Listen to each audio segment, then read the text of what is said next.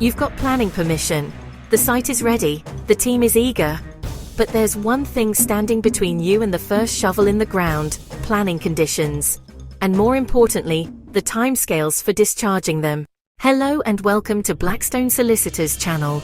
And today we're talking about a topic that catches many developers off guard: the timescales for discharging planning conditions.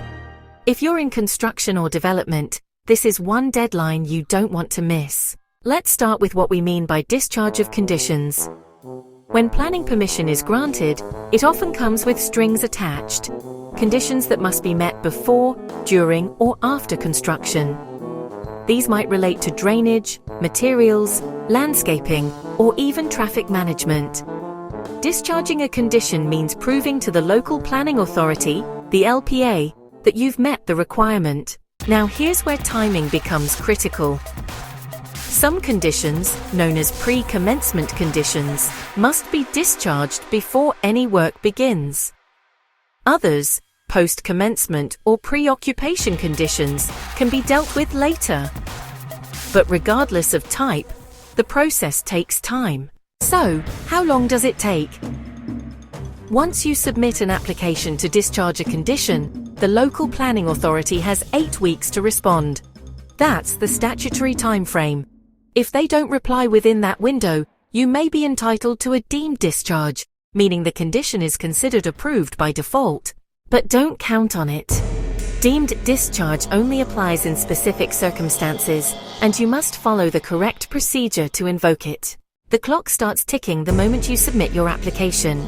But here's the catch: if your submission is incomplete or unclear, the local planning authority can reject it or request more information, resetting the timeline. That's why preparation is key. At Blackstone Solicitors, we advise clients to treat condition discharge like any other critical path item in their project schedule. Don't leave it to the last minute. Review your planning permission early. Identify which conditions require discharging and when. And get your documentation in order. And remember, some conditions can be grouped. You can discharge multiple conditions in a single application, which can save time and money. But you must be thorough. If even one condition in the group is incomplete, the whole application could be delayed. So what happens if you miss the deadline? Well, if you start work without discharging a pre-commencement condition, you could be in breach of planning control. That opens the door to enforcement notices, stop orders, and even legal action. Not to mention delays and reputational damage. At Blackstone Solicitors, we help developers stay ahead of the curve. From reviewing conditions to preparing discharge applications and liaising with LPAs, we ensure your project stays compliant and on schedule. Thanks for watching. If you found this video helpful, give it a thumbs up, subscribe for more legal insights, and share it with anyone involved in planning or development.